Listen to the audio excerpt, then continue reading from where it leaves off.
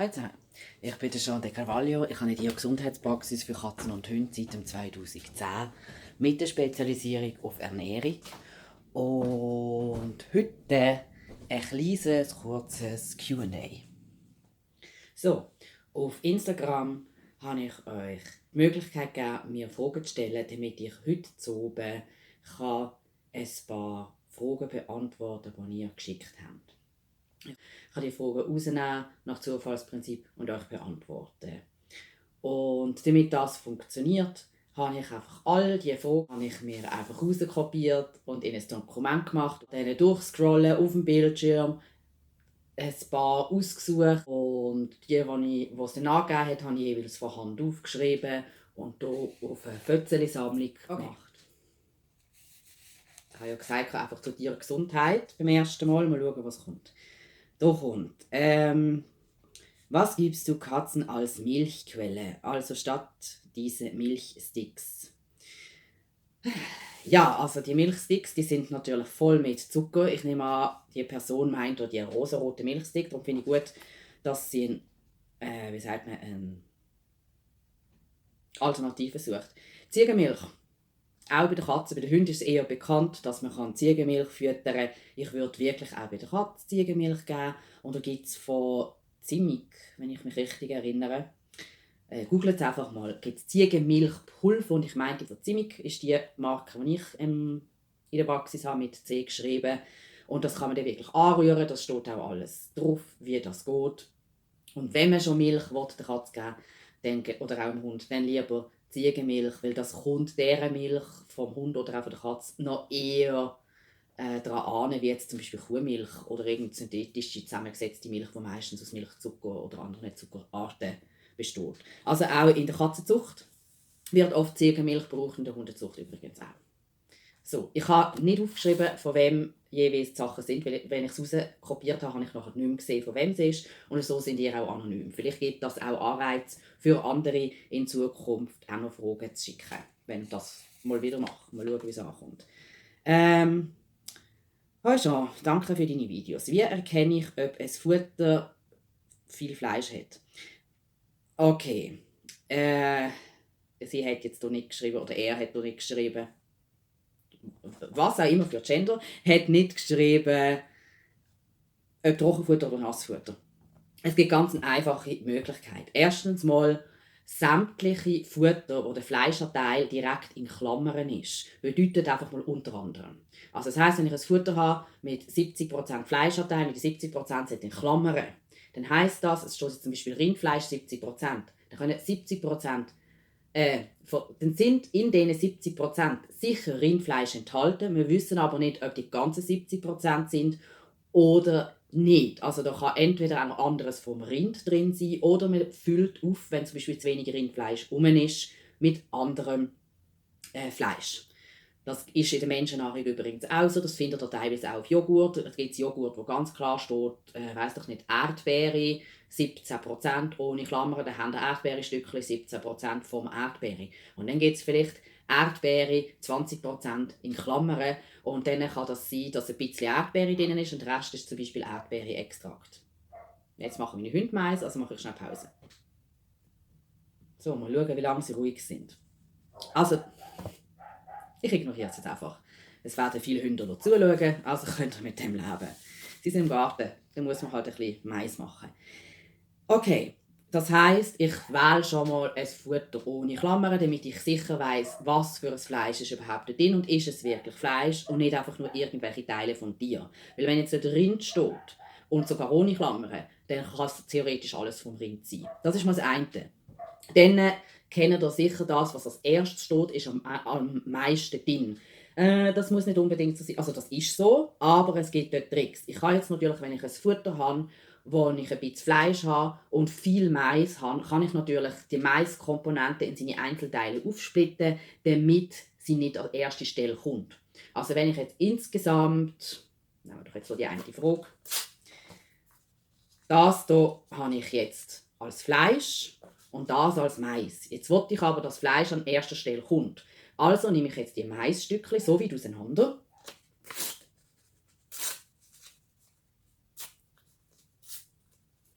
dass die einzelnen Bestandteile kleiner sind als der Fleischanteil.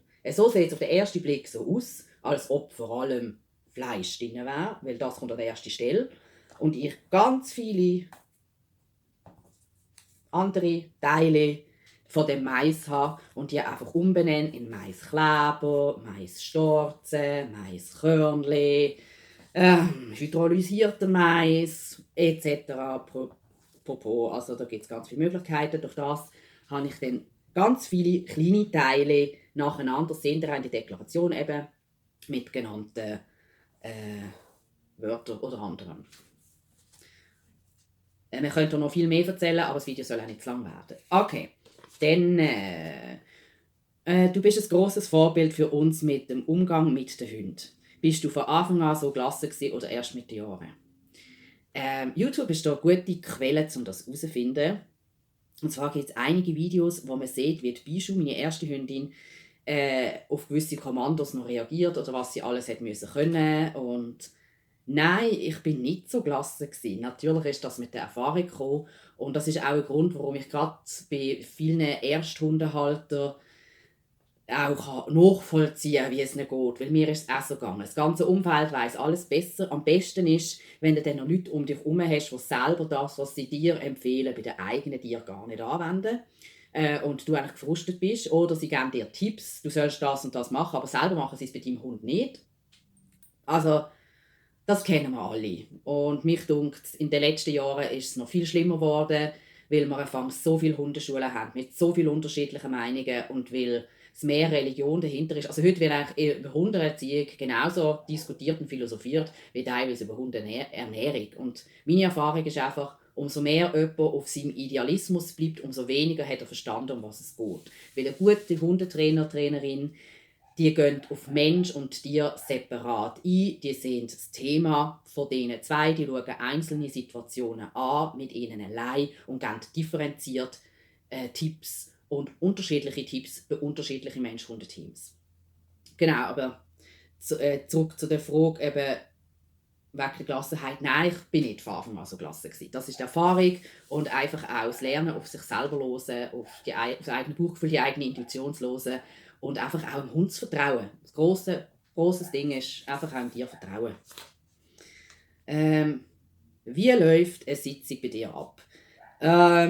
Ich sehe jetzt hier nicht, ob kinesiologisch oder tierheilpraktisch oder einfach ernährungstechnisch. Grundsätzlich nimmt man mal Kontakt mit mir auf, was meistens per Telefon passiert. Selten auch irgendwie per Mail oder wobei eben dann Leute wieder an. Also man nimmt mit mir Kontakt auf, je nachdem, was für ein Thema das ist und was für ein Anliegen es ist. Kann es sein, dass man dann ein bisschen Fell einschickt von seinem Tier und dann teste ich das kinesiologisch testen auf Distanz, weil der Muskeltest muss nicht der Halter selber machen, also man macht das so oder so über Stellvertreter. Das heisst, man macht sowieso nicht direkt über das Tier, sondern Kinesiologie beim Tier geht über den Halter oder über eine Drittperson genauso, wie man das beim Menschen Kinesiologie bei den Kindern macht. Dort macht man das ja auch so, dass man den kleinen Kindern nicht sagen kann, heb jetzt den Arm so und so lang, damit ich den Muskeltest machen kann, sondern mach es über Mami oder Papi. Genau, oder je nachdem auch über eine Drittperson, die gewohnt ist, Surrogat bzw. Stellvertreter zu sein. Genau, dann teste ich das, wenn möglich, je nach Thema auch eben selbstständig. Und dann kann man eine Skype- oder auch eine Telefonsitzung haben, wo wir dann nachher besprechen, was ist im Test rausgekommen. Das heisst, man schaut dort an, also ich mache ein sogenanntes Stressdiagramm. Das heisst, ich sehe dort, welche Meridiane sind blockiert. Jeder Meridian steht für ein Thema. Und dann sieht man so, was ist vom Mensch, was ist vom Tier, was ist körperlich, auf welchen Ebenen ist was. Das haben wir ja auch die Reihe, die ich gemacht habe, über Ganzheitlichkeit. Dort mache ich dort auch recht viele Beispiele über das und wie das abläuft. Genau, und dann schauen wir gemeinsam auch die Heilimpulse an, die gekommen sind, Selbstheilimpulse. Und je nachdem, was dort rauskommt, ob es etwas ist, was man dann selber in der Drogerie oder Apotheke besorgen kann oder in Reformhäusern oder online oder ich schicke es. Oder ob es etwas ist, was wirklich eine Anwendung ist, wo man wieder zu mir kommen muss, beziehungsweise dann spätestens in die Praxis muss kommen oder dass ich wirklich das Tier einmal physisch anschauen muss. Das sieht man dann, schaut man dann weiter. Bei den heilpraktischen Themen ist ganz klar, da muss man in die Praxis kommen. Bei mir ist es meistens so, wenn jemand sich auch rein wegen heilpraktischen Sachen meldet, dass ich sage, komm, wir testen es doch. Also das ist jedem seine eigene Wahl. Nur in der Regel testet man es dann auch zuerst kinesiologisch und schaut dann, ist es überhaupt nötig, dass man auf dem medizinischen Weg anfängt oder ist etwas anderes vielleicht zuerst wichtiger. Genau. Oder eben, wenn man sagt, nein, ich will jetzt das gerade von Anfang an tierheilpraktisch anschauen, das ganze Kinesiologie ist nicht für mich, dann muss man natürlich in die Praxis kommen, das geht nicht auf Distanz. Und dann läuft das ähnlich wie beim Tierarzt, das heisst, ich komme in die Praxis, ich mache ein Amnesegespräch, das ist für etwas, was man vom Tierarzt nicht kennt. Das Amnesegespräch kann allein 1,5 bis 2 Stunden dauern, die erste Amnese, und ich einfach aufnehme die ganze Krankengeschichte und da will ich alles, also mindestens die letzten 2 Jahre bei einem alten Tier, aber auch dort gehe ich meistens noch tiefer, wobei ich dann natürlich schaue, anhand von den Informationen, anhand von der Geschichte, die das Tier und der Mensch hat, wo muss ich noch weiter wissen, wo muss ich weiter bohren oder wo sind Sachen, die gar nicht so relevant sind oder die jetzt nicht wichtig sind für das Thema, das wir anschauen. Natürlich auch die Zielsetzung, also was erwartet man überhaupt, was möchte man, und dann auch von mir, was kann man noch erwarten, beziehungsweise ich bin jemand, der immer anstrebt, dass man auch die Ziele, die gewünscht sind oder was dir anzeigt, dass wir die auch erreichen können. Also ich sehe meine Aufgabe darin, euch dort zu unterstützen, diese Ziele zu erreichen. Nur weil ich persönlich vielleicht, oder die Schulmedizin oder auch die Alternativmedizin, dort Grenzen seht und ihr seht sie viel, viel weiter hinten, heisst nicht, dass ich dann euch meine Grenzen aufzwänge, sondern ich nehme mich dort als Therapeut zurück und schaue, dass wir das so schaffen können. Vielleicht sage ich je nachdem, also gerade bei Epifällen sage ich oft auch, du los, eben, es ist immer individuell und dass es funktioniert, hängt wirklich daran, ob ihr dann auch umsetzt, was wir zusammenstellen oder nicht. Wobei das eigentlich immer, gerade bei so chronischen Fällen, weil es ist so, wenn man, egal, auch schulmedizinisch, man muss ein Team darstellen, sämtliche Therapeuten und Tierbesitzer und Familien und das Tier, es muss zusammen verheben, man muss zusammen können kommunizieren und am gleichen Strang ziehen, damit man auch die Wunder erreichen kann. Und ich glaube, jetzt habe ich genug ausgeschweift. Dann gehen wir doch mal weiter. Meine Hunde. Ich muss meinen Katzen täglich Cortison geben. Allerdings hat sie dadurch zwar keine Allergieschübe mehr, jedoch ist sie ständig hungrig und nervös. Gibt es Alternativen? Ja, das ist übrigens ganz klassisch, weil Cortison ist Stresshormon. Also, das heißt, wir haben das, wenn wir zu viel Stress haben und gleichzeitig verursacht es auch Stress. Also von dem her wundert mich das nicht. Und Hunger macht sowieso, Cortison macht Hunger. Ist beim Menschen, glaube ich, auch so, weiß gar nicht. Alternativen, es gibt viele Alternativen. Da ist aber ganz wichtig, ich gebe grundsätzlich keine Angaben von denen und denen und denen Mitteln durch, weil ich einfach weiss, dass es viele Leute gibt, die dann das Mittel einfach nehmen, irgendwie Handgelenk mal Pi geben oder sich informieren, wie muss ich das geben, aber es stimmt dann für das eigene Tier nicht oder ist einfach schon nicht das Mittel, für das Tier geeignet ist. Also ja, es gibt Alternativen und ja, bitte gang zu einem Tierheilpraktiker oder zu einem Tierkinesiologen und lasst dort mit dem Tierarzt zusammen schauen, was für eine Alternative gibt es für dieses Tier, damit ihr das Richtige habt. Aber ja, es gibt sehr potente Mittel. Also wir können gerade Tränen sind. Also falls du etwas brauchst zum Anschauen mit dem Besitzer, Süßholz, Heilpilz wäre zum Beispiel Cordyceps oder auch Reishi. Da gibt es auch verschiedene. Also ist jetzt einfach so mit Psyche noch dazu, wäre jetzt Cordyceps meine erste Idee. Aber eben, mit einem Heilpraktiker oder Kinesiologen und zusammen mit dem Tierarzt schauen, bitte. Bei einem Video hast du gesagt, Knoblauch sei nicht giftig. Mehr dazu. Ja, da hat jemand bis ganz am Schluss geschaut. Ganz am Schluss singen ich noch entweder komische Sachen singen oder nochmal Zusatzinfos geben oder irgendetwas fragen. Ja, das ist so. Also, ich habe jetzt einfach das Zeug rausgeschrieben, ich habe jetzt nicht noch weiter vorbereitet. Ich weiss nicht mehr in welchem Jahr, aber vor ganz, ganz, ganz vielen Jahren hat es einen Wissenschaftler gegeben, der hat herausgefunden, dass Knoblauch eben die Zusammensetzung des Bluts verändert. Und davon hat man dann rückgeschlossen, dass Knoblauch giftig ist für den Hund. Und die gleiche Wissenschaftler hat dann aber Jahre später herausgefunden, beziehungsweise nochmal geschaut, wie viel Knoblauch braucht es denn, dass das überhaupt passiert. Und dann hat man herausgefunden, dass man also wirklich extrem viel Masse an Knoblauchzehen muss füttern, dass es überhaupt also dass es überhaupt der Körper negativ reagiert. Also dass es dann wirklich giftig wird. Eben die Menge macht Gift, das kennen wir alle und sonst haben wir das jetzt gehört. Also es ist wirklich, es sind nicht irgendwie 4 oder 5 Knoblauchzehen, sondern es ist wirklich, also wenn ihr es jetzt würdet, ich weiss noch, ich habe das im Kopf gehabt, also bildlich, das wäre sicher so eine riesige Glas, also so, wenn man so 2 bis 3 Tassen voll Zehen, müsste eigentlich ein mittelgroßer Hund, also ein Labrador zum Beispiel, also sagen wir so ein 25 Kilo Hund, fressen, damit er wirklich, dass es wirklich toxisch ist. Also von dem her, all die Knoblauch im Futter haben oder Knoblauch in Zusatzpräparaten haben, müssen sich wirklich keine Sorgen machen. Das Spannende ist, bevor das damals die erste Studie herausgekommen ist, wo man herausgefunden hat, dass es giftig ist, hat vorher eigentlich fast überall Knoblauch drin, weil es eben auch gute Zeckenprophylaxe ist und weil es eben auch sehr viele positive Aspekte hat für den Körper. Leset euch mal Knoblauch. Gut, machen wir maximal 2 Minuten. Wirkt Kinesiologie auch bei psychischen Problemen? Ja, absolut. Kurze Antwort. Ja, ja. Ich hatte gerade diese Woche jemanden, der nach langem Leidensweg nur noch 3 Meridiane blockiert hatte, aber bereits gemerkt hat, dass etwas mit dem Tier ist, wo 3 Meridiane hat. Und 3 Meridiane ist ein rein psychisches Problem. Und dort haben wir auch daran gearbeitet. Und ja. Was empfiehlst du bei Cushing-Syndrom beim Hund, ernährungstechnisch? Auch hier empfehle ich einen guten Ernährungsberater, einen guten Tierheilpraktiker, der sich mit Ernährung auskennt. Und zwar vor allem mit Ernährung im selber machen und nicht einfach irgendein Futter geben. Oder auch einen Kinesiologen, der sich auch mit Ernährung auskennt. Und dann kann man kinesiologisch zusammenstellen, was macht am meisten Sinn. Und natürlich schaut der Ernährungsberater, beziehungsweise wenn der Therapeut auch Ernährungsberater, also ernährungstechnisch ausgebildet ist, weiss der, auf was er dort noch achten muss sonst. Aber das würde ich wirklich mit einem Therapeut zusammen schauen. Vor allem Cushing-Syndrom würde ich unbedingt kinesiologisch schauen. Ich habe einiges, ich müsste es erzählen, aber ich habe einiges an Cushing-Hunden vor allem, wo nach der Kinesiologie kein Cushing mehr haben. Also lohnt sich. Welche Kräuter darf man Katzen, Hunden ins Futter geben? Alles, was nicht giftig ist. Was kann man? Also grundsätzlich gibt man nur Kräuter, wo man ganz genau weiss, also selber kennt, was sie sind. Und dann ist eigentlich wirklich so ziemlich alles, was für uns giftig ist für Katzen und Hunde auch giftig. Bittere Sachen sollte man, Sachen, die bleiben, eher meiden. Bittere haben sie eigentlich eher gern. Also Schafgarben bin ich Fan davon. Spitzwegerich, Löwenzahn, super auch für Gallen und Leber. Breitwegerich geht auch. Was haben wir noch? Kamille.